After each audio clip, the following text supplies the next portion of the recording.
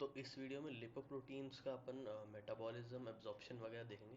थोड़ा क्या complex topic रहता है ये, इसमें थोड़ी सी चीज़ें ज़्यादा याद करने की, इसको सिंप्लीफाई करने की कोशिश करेंगे। इस टॉपिक के अंदर मैंने ये सारे नोट्स पहले प्रिपेयर कर लिए, आप चाहे तो साथ में लिख सकते हैं। इस टॉपिक में मेन फोकस अपना समझने पे रहना चाहिए, क्योंकि एक बार ये बात दिमाग में बैठ गई, इसको एक दो बार लिख के प्रैक्टिस कर लिया, ये दिमाग में हमेशा रहेगी। ठीक, तो स्टार्ट करते हैं। काइलोमाइक्रॉन्स, VLDL, LDL और HDL, ये जो सीक्वेंस है इसको आप ध्यान रखिए। सीक्वेंस क्या सीक्वेंस है, मतलब किस चीज़ के बेसिस पे? तो काइलोमाइक्रॉन, VLDL, LDL और HDL ये जो है, ये इंक्रीजिंग डेंसिटी के बेसिस पे, ठीक है, इसमें डेंसिटी इंक्रीज हो रही है। अब डेंसिटी इंक्रीज इसलिए हो रही है क्योंकि इसमें प्रोटीन कंटेंट बढ़ रहा है। जितना ज़्यादा प्रोटीन कंटेंट होगा डेंसिटी उतनी ज़्यादा होगी, ठीक है। तो इंक्रीजिंग डेंसिटी के ऑर्डर है। अब आपसे अगर क्वेश्चन पूछा जाए कि सबसे बड़ा साइज किसका है, तो काइलोमाइक्रॉन का, और सबसे कम साइज HDL का। तो इंक्रीजिंग डेंसिटी के ऑर्डर में और डिक्रीजिंग साइज के ऑर्डर में, ठीक है। अब यहाँ पे आपको ध्यान रखना है, जो ऊपर वाले दो है, काइलोमाइक्रॉन और VLDL, ये एसोसिएटेड है ट्राइग्लिसराइड से। TG ट्राइग्लिसराइड है ना, दिस इज ट्राइग्लिसराइड, ट्राइग्लिसराइड से दोनों एसोसिएटेड है, इसको दिमाग में रखिए, बहुत इंपॉर्टेंट है। और जो नीचे वाले दो है, LDL और HDL, this is associated with the cholesterol, इसको भी ध्यान रखिए। अब इसमें मेन जो पॉइंट्स अपने को ध्यान रखने, जो आपने आगे अभी बेस बनाते, जो आगे समझने में काम आएंगे, ठीक है। क्विकली देखते हैं। Chylomicrons have ApoA initially in nascent form. जब इनिशियली काइलोमाइक्रॉन बन रहा है तो उसमें सिर्फ एक ही प्रोटीन है ऊपर, वो है ApoA। ApoA एक प्रोटीन है, क्या है हम आगे देखेंगे। Have ApoA, ApoB48 and ApoC2 in mature form. बाद में ApoA, ApoB48 और ApoC2 मेच्योर फॉर्म में इसके पास और आ जाएंगे। कहाँ से आएंगे वो भी देखेंगे। फिर VLDL have similar properties in sequence as chylomicrons. Chylomicrons जैसी ही प्रॉपर्टीज और वैसे ही सीक्वेंस है, यानी ये जो दो पॉइंट्स है ये VLDL के लिए भी वैलिड है। LDL have ApoB100। देखिए, जब हमारे कोई इमरजेंसी होती है तो हम 108 को कॉल करते हैं, ठीक है। And LDL is responsible for majority of heart attacks. So 108 के आसपास कौन सा नंबर है? 100। तो B100, ये याद रखने का तरीका ऐसे याद रख सकते हैं, ठीक है। तो एपो बी 100 जो है वो LDL के अंदर प्रेजेंट होगा, ऐसे याद रख सकते हैं, जैसे मैंने अभी आपको बताया, ठीक है।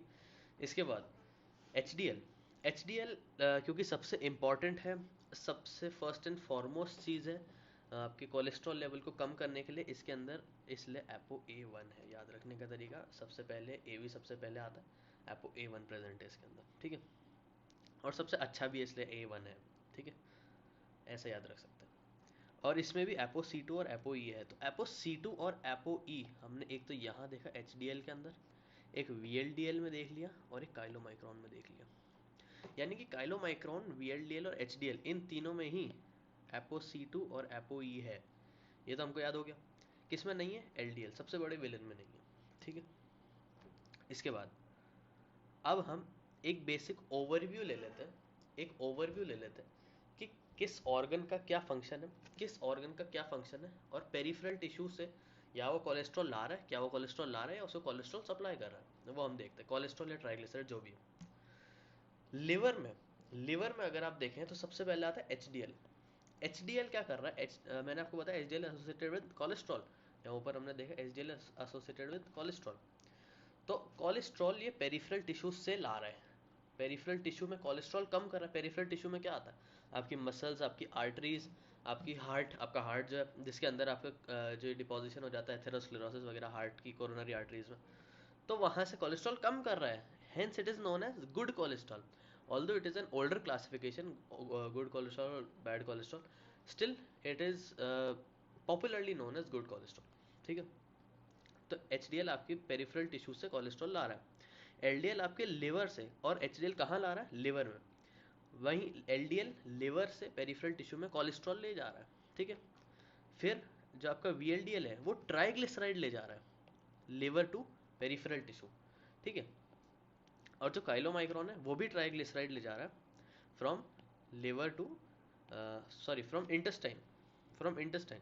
काइलोमाइक्रॉन is taking triglycerides from intestine to the peripheral tissue. Hence we we say that chylomicron is carrying the exogenous lipid form, exogenous lipid carry कर रहा है ट्राइग्लिसराइड, एक्सोजीनस यानी बाहर से आया हुआ लिपिड, एक्सोजीनस, ठीक है।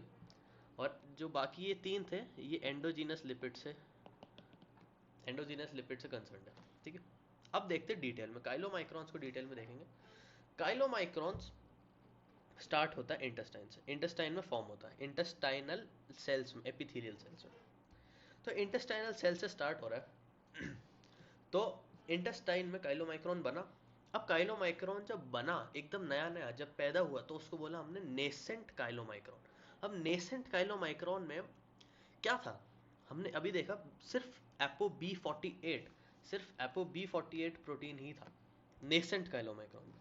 अब वो जो नेसेंट काइलोमाइक्रॉन है उसमें प्रोटीन के नाम पर तो एपो बी 48 है, प्रोटीन के नाम पर तो एपो बी 48 है, के लिए क्या है, लिपिड के नाम पर क्या है, फॉस्फोलिपिड्स और ट्राइग्लिसराइड्स, ठीक है। लिपिड फॉर्म में क्या है, फॉस्फोलिपिड्स और ट्राइग्लिसराइड। जो फॉस्फोलिपिड है क्योंकि उसमें फॉस्फेट ग्रुप है, वो पोलर मॉलिक्यूल है, तो वो बाहर की तरफ रहेगा मेम्ब्रेन पे, मेम्ब्रेन एज इट इज नहीं होगी, बाहर की तरफ रहेगा फेसिंग द वाटर और facing the plasma. Water side को कौन फेस कर सकता है, जो पोलर मॉलिक्यूल है। और जो ट्राइग्लिसराइड है that is a pure lipid, it is a non polar molecule, so it can not face the water, so it is present in the core, fine. और भी आगे एक मॉलिक्यूल आएगा जो कोर में प्रेजेंट होगा, वो भी देखेंगे हम। इसके बाद यहाँ पे था सिर्फ एपो बी 48, इसलिए हमने इसको क्या कहा, नेसेंट काइलोमाइक्रॉन। अब नेसेंट काइलोमाइक्रॉन को मेच्योर काइलोमाइक्रॉन में बनने के लिए, यानी एक बच्चे को मेच्योर ह्यूमन बनने के लिए उसमें दो चीजें ऐड करनी पड़ी, और वो दो चीजें क्या है, एपो ई और apo C to, apo E और एपो सी टू ऐड किया जाएगा उसमें। कौन देगा एपो ई और apo C two, from H D L, जो एच डी एल ब्लड के अंदर प्रेजेंट है वो डोनेट करेगा अपना apo E two, apo E और एपो सी टू, किसको, काइलोमाइक्रॉन को, ठीक है। तो यहाँ पे तीनों लग गए, बी 48 पहले से प्रेजेंट था, एपो सी टू लग गया और एपो ई लग गया, ठीक है। अब क्या होगा, it goes to the blood vessels, blood vessels में चल जाएगा। ब्लड वेसल्स में जो कैपिलरी बेड है, यानी जो ब्लड वेसल्स में जो सेल्स है, उन सेल्स के बीच बीच में एक एंजाइम प्रेजेंट है, उसका नाम है LPL, लाइपोप्रोटीन लाइपेज। वो लाइपोप्रोटीन लाइपेज क्या करेगा, LPL लाइपोप्रोटीन लाइपेज, वो क्या करेगा, वो जो ट्राइग्लिसराइड प्रेजेंट है काइलोमाइक्रॉन के अंदर, chylomicron is basically transporting the triglyceride, हमने देखा chylomicron is concerned with triglyceride, chylomicron VLDL are concerned with triglyceride. तो ट्राइग्लिसराइड को ग्लिसरॉल और फैटी एसिड में ब्रेक कर देगा। लेकिन ये जो LPL है this is not always active, so to make it an active enzyme we need something known as C2, apo C2, जो अभी HDL ने डोनेट किया वो हमको चाहिए इसको एक्टिवेट करने के लिए, apo C2 चाहिए। अब apo C2 मिलने के बाद ये इसको फैटी एसिड और ग्लिसरॉल में ब्रेक कर देगा। अब फैटी एसिड का क्या होगा, वो चल जाएगा एडिपोज टिश्यू में, बाहर ब्लड वेसल से बाहर एडिपोज टिश्यू में चल जाएगा, और वहां जाके एडिपोज टिश्यू एक और एंजाइम होगा hormone sensitive lipase, hormone sensitive lipase उस पर एक्ट करेगा और उसको वापस से कन्वर्ट कर देगा ट्राइग्लिसराइड के अंदर, और ट्राइग्लिसराइड के फॉर्म में एडिपोज सेल्स में स्टोर हो जाएगा। इसके अलावा जो बच्चा ग्लिसरॉल वो चल जाएगा लिवर के अंदर, और लिवर के अंदर मेटाबोलाइज हो जाएगा, ठीक है ना। काइलोमाइक्रॉन अब जो हुआ, काइलोमाइक्रॉन अब जो भी उसका सारा खेल हुआ, अब जो बचा मतलब ब्रेक हो गया, ट्राइग्लिसराइड उसका था वो ब्रेक हो गया, उसके बाद अब जो बचा काइलोमाइक्रॉन में that is known as the chylomicron remnant, जो बच गया दैट इज रेमिनेंट। तो इसमें क्या प्रेजेंट होगा काइलोमाइक्रॉन रेमिनेंट में, ओनली एपो ई, यानी कि इसका एपो C2 और एपो B48 शेड ऑफ हो जाएंगे, ठीक ठीक है। अब it is used by the liver, and इसके बाद लिवर क्या करेगा, इसको ब्रेक डाउन करेगा and it will excrete it out, ठीक है। इसके बाद VLDL देखते हैं, बड़ा सिंपल सा था अभी काइलोमाइक्रॉन।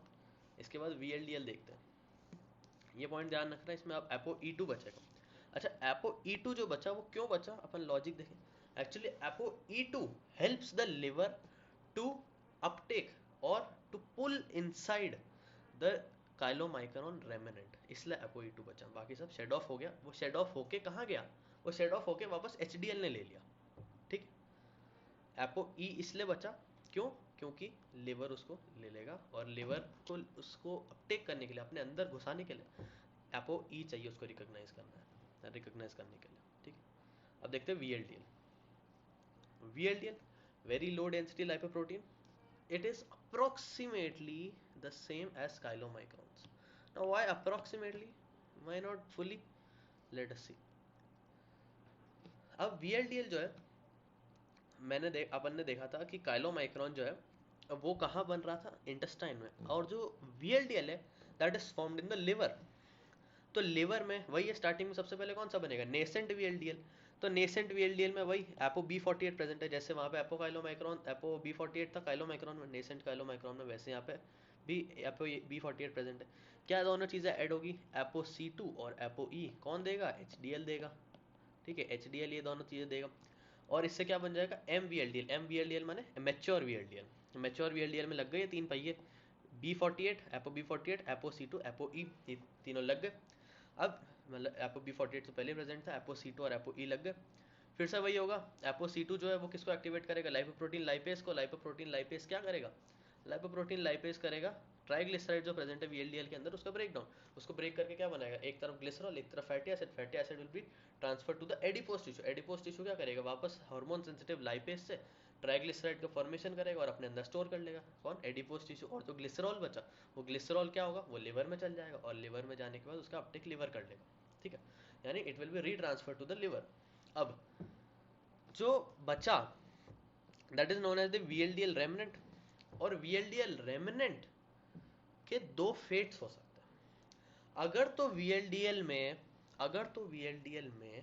E2 बचा हुआ है, मतलब E2 शेड ऑफ नहीं हुआ, C2 एपो C2 और apo B48 are already shedded off और वो HDL ले चुका है। लेकिन जो एपो E है वो एपो E2 नहीं होगा, एपो E होगा, ठीक है। एपो E जो है वो या तो प्रेजेंट हो सकता है या तो नहीं भी हो सकता। अगर प्रेजेंट है then it will be taken by the liver. Why? Because liver uses ApoE as a signal or kind of an antigen, not exactly an antigen, but still it recognizes the VLDL remnant or the chylomicron remnant by this ApoE protein. और जो ApoE अगर नहीं है और उस remnant को फिर हम क्या बोलेंगे, तो उसको बोलेंगे हम आइडियल, सॉरी LDL। आइडियल कब बोलेंगे, जब E प्रेजेंट है। जब E प्रेजेंट है, एपो E प्रेजेंट है, तो हमने उसको कहा आइडियल, और अगर नहीं है तो उसका हमने कहा LDL, ठीक है। अगर का LDL का फॉर्मेशन हो गया, और अगर apo E is still present then it will be known as ideal intermediate density lipoprotein, ठीक है, and it will be taken up by the liver and the further things will happen. अब देखते हैं LDL कैसे form हो। अभी हमने देखा अगर अगर एपो E का लॉस हो जाए तो LDL का फॉर्मेशन होगा, और अगर नहीं हो तो VLDL का, नहीं हो तो IDL का, ठीक है। तो LDL is concern with the cholesterol transport. सबसे पहली बात हमने देखा था, जो ऊपर वाले दो थे वो ट्राइग्लिसराइड ट्रांसपोर्ट, नीचे वाले दो जो थे वो, तो it will be formed by the liver, and it will transport cholesterol to the extra hepatic tissue. ये कोलेस्ट्रॉल को ले जाएगा लिवर से एक्स्ट्रा हेपेटिक टिश्यू में। कैसे, ऐसे लिवर से अपन क्या कर रहे हैं, एक हिपैटोसाइट को, ये एक हिपैटोसाइट है, उसको एनलार्ज करके देख रहे हैं। तो हिपैटोसाइट में अपन LDL देख रहे हैं, ठीक है, LDL देख रहे हैं। तो हिपैटोसाइट के अंदर अपन ने देखे कई सारे पिट्स प्रेजेंट है, पिट्स यानी कि ऐसे डिप्रेशंस प्रेजेंट है। वो डिप्रेशंस एक्चुअली रिसेप्टर्स है, और वो जो रिसेप्टर्स है उनके अंदर वाली साइड पे, ये रिसेप्टर है, इसके अंदर वाली साइड पे, इंट्रासेलुलर साइड पे एक प्रोटीन प्रेजेंट है, क्लैथरिन प्रोटीन। वो क्लैथरिन प्रोटीन का क्या काम है कि ये जो डिप्रेशन है ये वापस सीधा ना हो जाए, इसको ऐसे पकड़ के रखने का, ये क्लैथरिन प्रोटीन का काम है। तो ये जो काम है, इससे ही पिट के फॉर्म में ही रहेगा, फ्लैट नहीं हो जाएगा वापस। तो अब क्या होगा, जो LDL है उसके अंदर कौन सा प्रोटीन प्रेजेंट है, उसके अंदर प्रेजेंट है एपो B100। हमने देखा था एपो जो अपना LDL है वो हार्ट अटैक कॉज करता है, मेनली इमरजेंसी कॉज करता है, और हम 108 को कॉल करते हैं।